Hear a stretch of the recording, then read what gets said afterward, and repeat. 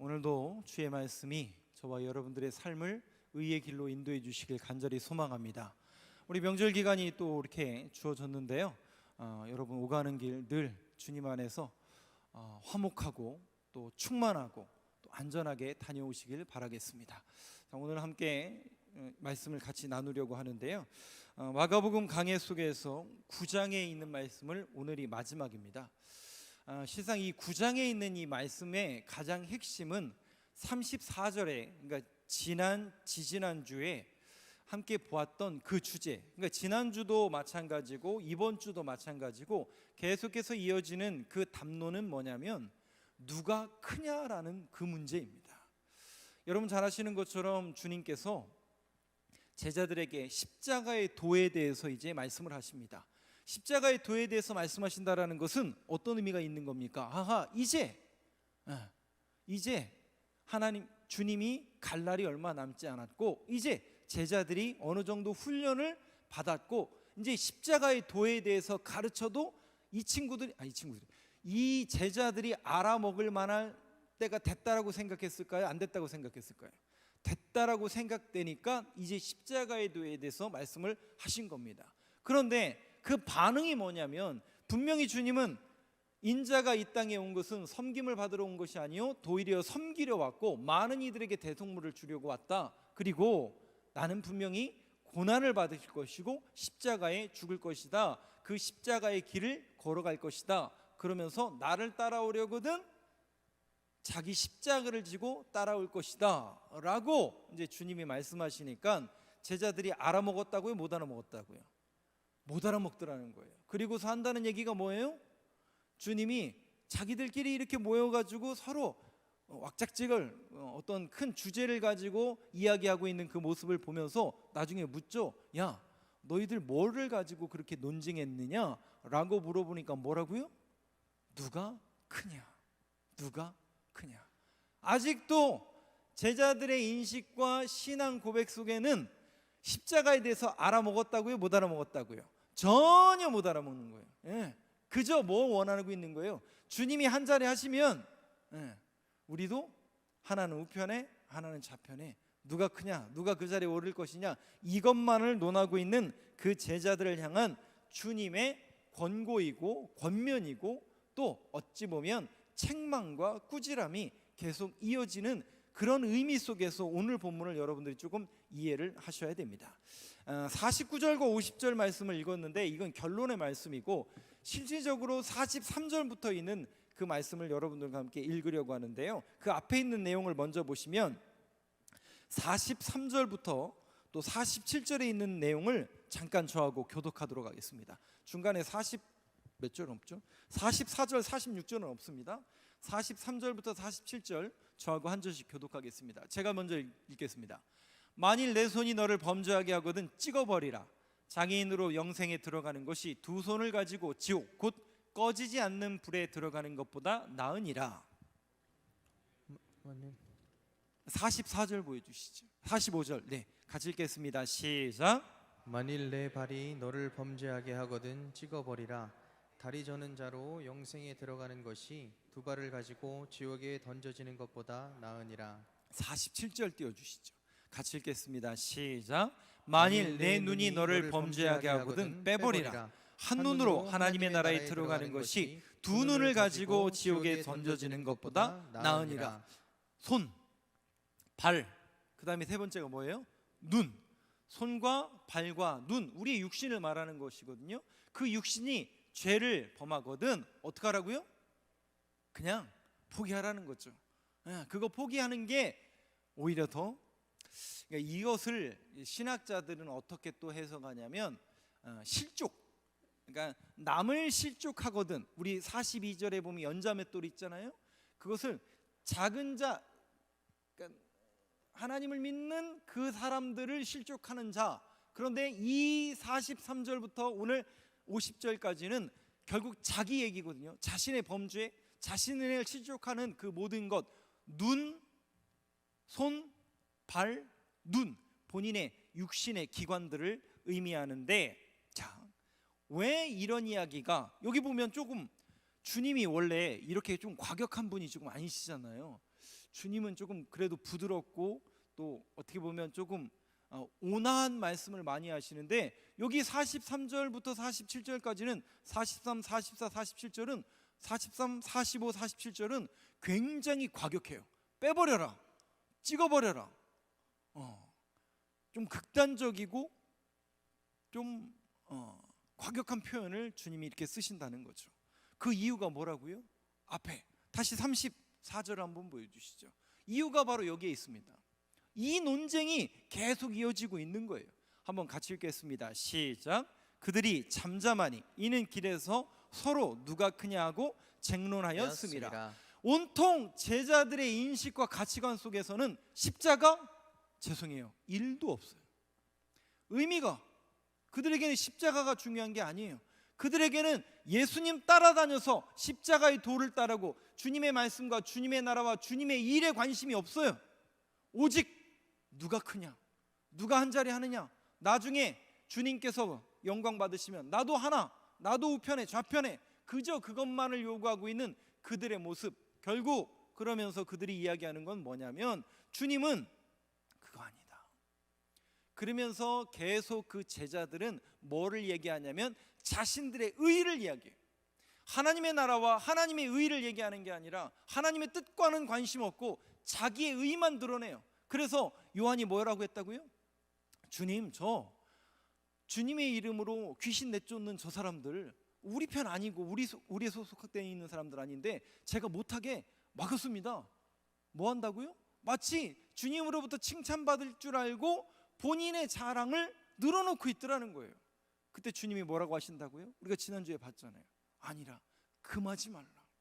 오히려 주님은 정반대의 이야기를 하니까 제자들이 전혀 알아먹지 못한다는 거죠. 근데 여러분, 죄송해요. 아마도 이 부분에 대해서 여러분들이 조금 어려우신 분들도 있고 받아들이기 어려우신 분들도 많았을 것 같아요. 누가 크냐? 근데 이것은 하나의 제자 공동체를 향한 주님의 질문, 또 그 제자들의 영적인 상태를 꼬집는 그런 모습이지만, 그것은 비단 그 시대의 제자들만을 향한 것이 아니라 그 제자 공동체는 오늘날의 누구라고요? 교회 공동체거든요. 오늘날도 예수 믿고 교회 다니고, 근데 왜 내가 예수를 믿어야 되는가, 내가 왜 교회를 다녀야 되는가에 대한 확신과 분명한 믿음의 고백과 신앙 고백이 부재가 되어버리면, 죄송해요, 여전히 여지없이 파고 들어오는 게 뭐냐면 교회에서도 하나님의 의, 하나님의 영광보다는 자기의 의, 자기의 영광, 내가 누군데, 내가 얼마나 많은 일을 했는데, 내 손이 얼마나 많은, 내 발이 얼마나 수고했고 내 눈이 얼마나 많은 일을 했는데 라고 누구의 의를 드러낸다고요? 여지없이 자기의 의를 드러내더라고요. 마치 누구처럼요? 제자들처럼. 누가요? 오늘날 그리스도인들이. 그런데 우리는 이 말씀과 이 대목을 다시 한번 바라보면서 저와 여러분들의 교회, 우리 교회와 저와 여러분들의 신앙 속에서는 항상 너희는 먹든지 마시든지 무엇을 하든지 누구의 영광을 위해서 하라? 하나님의 나라, 하나님의 의, 그것이 하나님의 뜻, 항상 본질적으로 저와 여러분들의 신앙의 우선순위의 1번은 항상 하나님의 나라, 하나님의 뜻이 항상 먼저 되어야 됩니다. 그래서 로마서에 보면 하나님의 의와 하나님의 뜻이 아닌 자기 교만과 자기 의, 그러니까 자기 의로 점철돼 버리면 그것이 교만으로 쌓일 수밖에 없거든요. 그러한 신앙관과 그런 신앙의 모습이 아니라 로마서 3장에서 주님은 하나님의 의를 이야기하세요. 그래서 우리 믿는 사람들에게는 하나님의 의, 하나님의 나라를 구하는 사람들에게는 두 개를 하면 안 돼요. 그 내용을 한번 보시죠. 로마서 3장 한번 보여주시죠. 3장 22절. 하나님의 의, 하나님의 나라를 먼저 생각하는 사람들은 두 가지를 금해야 됩니다. 첫 번째가 뭐냐면 22절 한번 같이 읽겠습니다. 시작. 곧 예수 그리스도를 믿음으로 말미암아 모든 믿는 자에게 미치는 하나님의 의인이 차별이 없느니라. 하나님의 의인은 뭐가 없다고요? 차별이 없어요. 차별이 없어요. 그리고 27절 한번 보여주시죠. 같이 읽겠습니다. 시작. 그런즉 자랑할 때가 어디냐, 있을 수가 없느니라. 무슨 법으로냐? 행위로가 아니라 오직 믿음의 법으로다.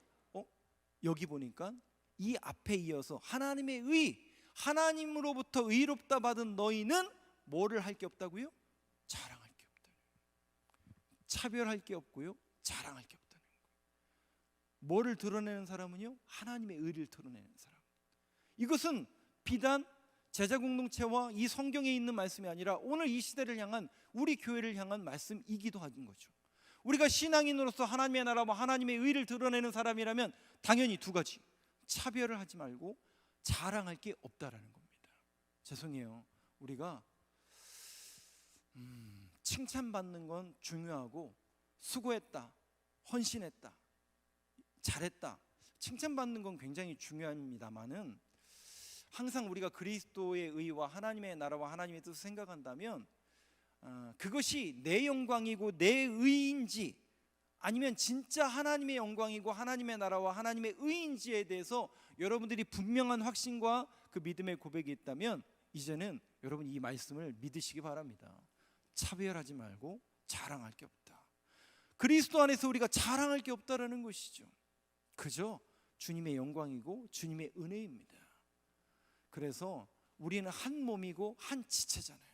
그래서 교회 안에서요, 우리가 어떻게 해서든지 하나님의 영광, 하나님의 의보다 자기의 의, 자기의 노력, 자기의 수고, 자기의 헌신이 올라가 버리면 여지없이 교만해지고, 그 사람으로 인해서 교회가 흔들리고, 그런 신앙관으로 인해서 교회가 어려움을 당할 수밖에 없다라는 것이죠. 사랑하는 성도 여러분, 저와 여러분이 항상 우리 교회 신앙 공동체 안에서 늘 하나님의 나라와 하나님의 의를 내세우며 겸손하게 자랑할 것 없이 그저 묵묵히 저와 여러분들이 신앙의 길을 영위해 나가고, 그러니까 하나님 앞에 우리가 뭐 그렇게 자랑할 게 있겠습니까? 제가 그 고백을 했잖아요, 여러분들한테. 우리 1만 달란트 은혜 받은 사람들 아니? 여러분들 다 탕감 받으셨잖아요. 제가 1만 달란트 탕감 받았다라는 그 은혜가 딱 느껴지니까요, 그렇게 자랑할 게 없더라고요. 1만 달란트를 해결 받았는데, 여러분들 해결 아직 안 받으셨어요? 저는 해결 받았어요. 1만 달란트 받았어요. 그 은혜가 우리에게 딱 주어지니까요, 그렇게 자랑할 게 별로 없더라고요. 그저 하나님의 영광, 하나님의 의. 결국 그렇게 교회 공동체는 겸손하게 어린아이처럼, 그러니까 주님이 이 어린아이를 영접하는 것, 그 어린아이에게 한 것이 곧 나에게 한 것이다 라고 말씀하신 것처럼, 결국 우리는 자꾸 낮아져라, 문턱을 낮춰라, 교회의 문턱을 낮춰라. 그래서 연약하고 부족하고 가난한 자들이 교회 안으로 들어올 수 있도록 여러분, 우리 교회의 문턱을 낮춰야 됩니다. 저와 여러분의 신앙이 자꾸 낮아져야 돼요. 그런데 오늘날 한국교회, 또 교회들의 모습 속에서 국민일보를 여러분들이 보시잖아요. 그러면 한 달에 한두 번은 꼭 그 칼럼이 나와요. 칼럼이고 맨 머리 기사가 뭐냐면 한국교회 문제를 진단한다고요. 그래서 영적인 상태를 진단하고 왜 교회에 안 오는가. 그러니까 이런 거죠. 제 목회의 방향과 문제, 그러니까 제가 가장 크게 화두로 삼는 그 부분이 뭐냐면, 저희 세대, 지금 50대, 40대, 30대, 그 50대, 40대, 30대가 여러분들의 자녀일 수 있고 여기 계신 분일 수도 있지만 대부분 자녀나 밑에 세대들 거래요. 그러면 그 세대들이 여러분 아시는 것처럼 주일학교 세대예요. 그래서 그 시대는, 저희가 어린 시절에는 한국교회 구조가, 성도들의 분포가 이렇게 돼 있었죠. 그죠? 아시죠? 이렇게 돼 있었죠. 근데 30년, 40년이 지나니까 어떻게 했다고요? 완전히 역상박형이 됐잖아요. 그러면 그 사람들은 다 한 번씩 교회를 다녔던, 대부분 교회를 다녔던 사람들이라고요. 그러면 그 사람들이 지금 다 어디에 가 있어요? 교회에 있는 게 아니라 다 나가 있다고요. 그럼 그 사람들은 어떻게 교회 안으로 들여올까? 그 문제에 대해서 저와 여러분들이 관심을 가져야 되고, 특별히 저는 거기에 가장 큰 화두를 가지고 있고 제 목회에 비전을 두고 있습니다. 어떻게 해서든지 그 사람들을 데려올까? 왜 떠나간 사람들이, 왜 예수는 좋은데 왜 교회는 싫다고, 가난한 성도들이 왜 이렇게 많을까? 이 부분에 우리가 이제 고민을 하고 관심을 갖고 어떻게 해서든지 그 사람들을 다시 데려올 수 있는 그런 구조를 만들어야 되는데, 그러려면 오늘 말씀처럼 결국 교회가 낮아져야 돼요. 성도들이 낮아져야 되고요, 교회의 문턱이 낮아져야 돼요. 그래서 정말 어려운 이웃들이, 가난한 이웃들이 정말 교회의 문턱이 높지 않고 연약한 이들에게 사랑을 흘려보내고, 아하, 우리 교회가 진정 문턱이 낮고 가난한 자와 연약한 자들을 구하고 구제하고 사랑을 전달하는 그런 교회로 소문이 나야 됩니다. 그것이 주님의 명령이고 그것이 오늘날 교회에 주신 사명이기도 하거든요. 그 사명을 감당할 수 있는 우리 교회가 되길 간절히 소망합니다. 그 다음 절, 좀 오늘 말씀 속에서 조금 어려운 내용이 48절부터 써져 있는데요. 48절 한번 보겠습니다. 한번 저 같이 읽겠습니다. 시작. 거기에서는 구더기도 죽지 않고 불도 꺼지지 아니하느니라. 계속 지옥에 대한 얘기를 하고 있거든요. 이 부분을 여러분들 한번 유념해서 보시죠. 49절 한번 보여주시죠. 오늘 읽은 본문 같이 읽겠습니다. 시작. 사람마다 불로써 소금치듯 함을 받으리라. 이 말씀이 조금 이해하기가 어려워서 제가 우리말 성경과 쉬운 성경에서는 이렇게 번역을 해요. 사람마다 불로써 소금치듯 함을 받으리라. 모든 사람이 소금에 절이듯이 불로 절여질 것이다. 이런 표현이에요. 네. 그러니까 소금에 절이듯이 불로 절여질 것이다. 여기 보니까 불이라는 단어가 계속 써져요. 불이라는 단어가 계속 써집니다. 그러면 왜 불이라는 단어와 소금이라는 단어가 같이 나올까? 50절까지 마저 읽을게요. 불이라는 단어와 소금이라는 단어 유념해서 한번 읽으시죠. 같이 읽겠습니다. 시작. 소금은 좋은 것이로되 만일 소금이 그 맛을 잃으면 무엇을 잃을 짝이 하리요. 너희 속에 소금을 두고 서로 화목하라 하시니라. 불, 소금이 등장합니다. 그런데 여기 보면 지옥이란 단어가 계속 나와요. 아까 내 손이 범죄하거든. 그 계속 손, 발, 눈. 그것은 구속함을 받은 그리스도인들의 삶의 형태를 말하는 거거든요. 그 삶의 자리에서 어떤 삶을 사는지에 대해서 주님께서 지적하는 그런 부분인데 계속 지옥에 대해서 얘기해요. 근데 이 지옥이란 단어가 여기 본문에서만큼은 우리가 알고 있는 그 단어가 아니에요. 다시요. 우리가 알고 있는 그 지옥이란 단어는 여러분 헬라어에서 그 제우스의 그 지하 세계를 다스렸던 그게 하데스라고 들어보셨죠? 그 단어가 쓰여져요. 헬라어에 하데스가 쓰여요. 그런데 여기만큼은 그 단어가 아니에요. 게엔나라는 단어예요. 근데 이 게엔나라는 단어가 게헨나라는 단어에서 왔고 더 위로 올라가면 흰노무에서 왔어요. 흰놈의 골짜기라고 여러분 들어보셨을 거예요. 성지순례를 가보시고 제가 이제 예루살렘 사진을 몇 번 보여드렸는데 예루살렘 시가지는 약간 언덕에 있어요. 비스듬하게 이렇게 언덕이에요. 그래서 크게 기드론 골짜기와 흰놈의 골짜기가 이렇게 만나요. 이쪽으로는 동쪽으로는 기드론 골짜기가 흐르고 서쪽으로는 흰놈의 골짜기가 흘러요. 그 흰놈의 골짜기와 기드론 골짜기가 만나는 그 꼭지점을 흰놈의 골짜기의 포인트로 여겨요. 근데 그 흰놈의 골짜기에서 뭘 했었냐면 여러분 아시는 것처럼 몰렉신, 즉 이방신에게 제단을 쌓고 그 우상 앞에 절하던 곳이 그 흰놈의 골짜기예요. 근데 그 몰렉신에게 제사를 드릴 때 가장 귀한 제물이 혹시 뭔지 아세요?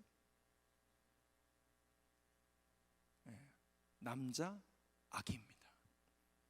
사람을 인신제물로 드리는 곳이 몰렉신이에요. 그럼 여러분 이게 참 말도 안 되는 일이잖아요. 근데 여러분 이런 일이 왜 벌어져요? 왜 벌어져요? 근데 이게 사람의 심리를 이용하는 거예요. 왜냐하면 어떤 큰 문제가 펼쳐져요. 어떤 큰 어려움이 우리에게 이렇게 와요. 예를 들면 이런 거죠. 저의 문제, 우리 권사님 두 분 계신데 우리 권사님에게 똑같은 문제가 생겼어요. 그 똑같은 문제가 생겼는데 우리 권사님이 한 분은 이 부분에 대해서 신앙으로 이겨내는 게 아니라 한 분은 누가한테 들었는데 옆에 사람한테 들었는데 저기 가서 얼마 헌금하면 빌어주면 용하다라는 사람을 만나서 고침을 받는다라는 얘기를 들으니까 거기에 솔깃해서, 왜냐하면 인간이 그런 어려움과 극도의 환난과 고난을 딱 맞이하면 볼 것 없어요. 그 문제밖에 안 보이는 거죠. 여러분들도 다 경험해 보셨을 거예요. 그런데 거기에서 누군가 신뢰할 만하고 또 의지할 만한 대상의 한 분이 거기서 여러분들에게 뭔가를 제안하면 거기에 우리가 귀가 솔깃할 수밖에 없죠. 그런데 놀랍게도 응답을 받았어요, 못 받았어요? 받을 수 있어요, 없어요?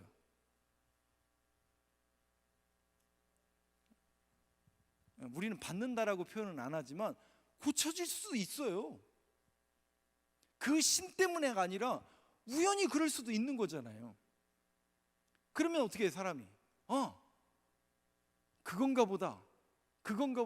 그래서 어떻게 해요? 빨리 누구에게 알려줘요? 나랑 똑같은 문제를 겪는 분에게 알려주는 거죠. 그러면 어떻게 해요, 사람들은? 여지없이 거기에 무너지는 거죠. 이게 분별력을 딱 잃는 거죠. 그런데 항상 여러분, 그런 문제 속에서 여러분 보세요. 항상 우리를 계속 거짓말하고 참소하는 그 공중권세를 잡은 그 영들의 속상임을 여러분들이 분별하시라고요. 뭘 원하는 줄 아세요?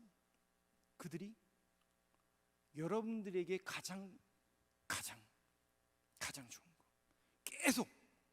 그래서 처음에는 100만 원, 그 다음에는 이거, 더 온통 그거예요. 그러다 보니까 나중에 뭘 해요? 자기 자녀까지도 바치게 되는 거예요. 이상한 게 아니에요. 오늘날에도 그런 일들은 자녀, 당연히 인신재산은 안 하겠지만 그런 일들은 얼마든지 벌어질 수 있습니다.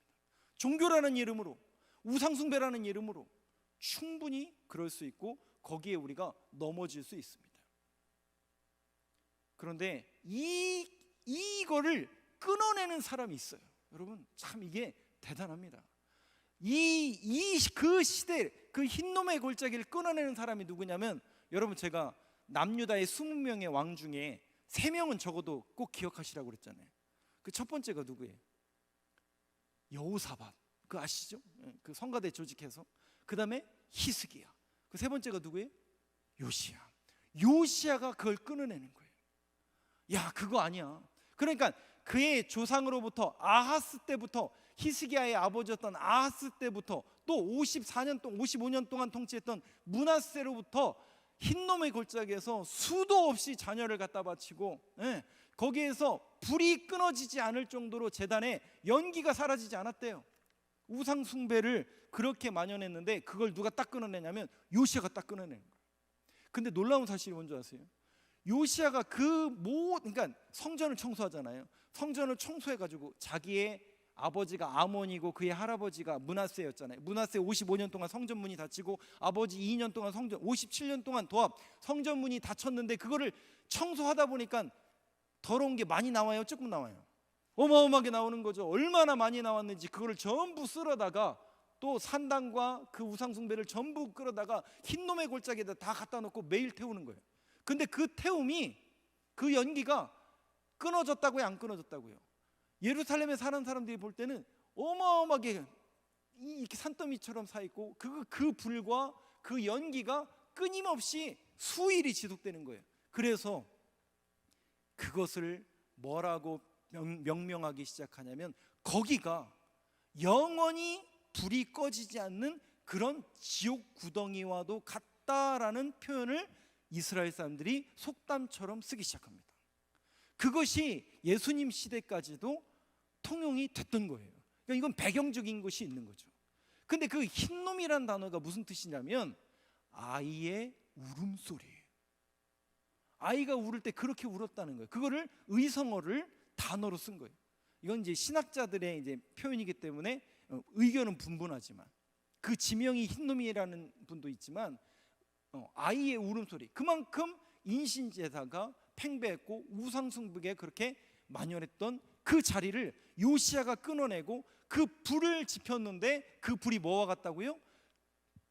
그 불이 끊이지 않는 지옥불과도 같다. 거기가 흰놈의 골짜기다, 게한나다라는 표현을 쓰고 있는 것을 볼 수 있습니다.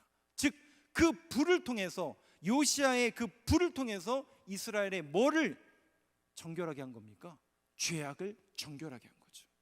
즉 오늘 이 불이라는 단어, 사람마다 불로써 소금 치듯함을 받으리라. 49절 다시 한번 띄워주세요. 소금에 절이듯이 우리의 모든 죄악, 그 모든 죄악을 불에 절여라는 표현이에요.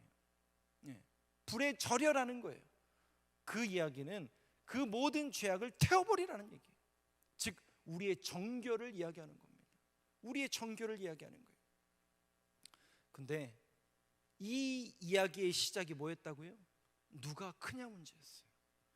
제자들은 온통 여기에 몰두되어 있고 누가 큰가, 누가 잘하고 있는가, 내 손이 잘한다, 네 발이 잘한다, 내 눈이 잘한다, 온통 크기와 자기의 자랑에만 점철되어 있는 그 제자들을 향해서 그거 아니야, 낮아져야 돼, 겸손해야 돼. 또 두 번째 내용은 뭐냐면 너희들의 죄악을 불로 태워라. 그리고 우리는 늘 뭐를 구하라는 거냐면 정결함을 입으라는 거예요. 한 가지 더 나오죠. 그게 뭐예요? 소금이잖아요. 레위기에 보면 이스라엘 백성들의 죄악을 우슬초로 씻어주옵소서 시편에도 나왔죠. 그리고 소금으로 그 죄악을 깨끗하게 합니다. 마찬가지로 불과 소금은 49절 50절에 있는 불과 소금은 우리의 정결함과 신앙의 순수성을 주님이 얘기하시는 거죠. 크기의 논쟁이 이제 너희들은 벗어나라. 하나님의 도를 따르고 하나님의 나라와 하나님의 의를 따르는 사람들은 낮아져야 된다. 더불어서 하나님 앞에 거룩해져야 된다. 그래서 저와 여러분이 늘 하나님의 말씀과 기도로 거룩하여 지민이라. 우리 교회가 이 말씀을 늘 붙잡는 저와 여러분이 되어서 우리 교회가 거룩성을 회복하고 이 시대에서 다른 사람, 여러분 다른 교회 다른 거 얘기하지 마세요. 그 사람들은 그렇게 살으라고 하세요. 그 사람들은 뭐 하고 싶은 대로 그렇게 하라고 하세요. 그러나 적어도 저와 여러분 우리 교회는 이제는 이 말씀을 붙들고 이 말씀을 통해서 하나님의 제자 공동체를 향한 그 말씀, 우리 교회를 향한 하나님의 말씀을 저와 여러분들이 받아들이시고 이 말씀에 순종하는 믿음을 여러분들이 회복하여서 하나님 우리 교회가 낮아지게 하여 주시고 겸손한 교회가 되게 하여 주시고 우리가 뭐에 집중해야 되냐면 불로써 소금으로써 정결함을 입으라. 너희들이 신앙의 순수성과 정결함에 신경을 쓰고 거기에 몰두해라 라는 이 주님의 명령 앞에 오늘도 저와 여러분이 다시 한번 순종하며 이 믿음의 고백이 회복되고 이 말씀이 회복되는 우리 교회가 되어서 이 시대와 이 세상 속에서 우리 교회가 진정 정결한 교회, 담이 낮은 교회로 쓰임받는 저와 여러분들의 교회와 저와 여러분들의 신앙생활이 되길 간절히 소망합니다. 오늘도 주의 말씀과 기도함으로 거룩함을 구하고 주님 앞에 깨끗한 모습으로 나아갈 수 있는 저와 여러분 되시길 간절히 소망합니다.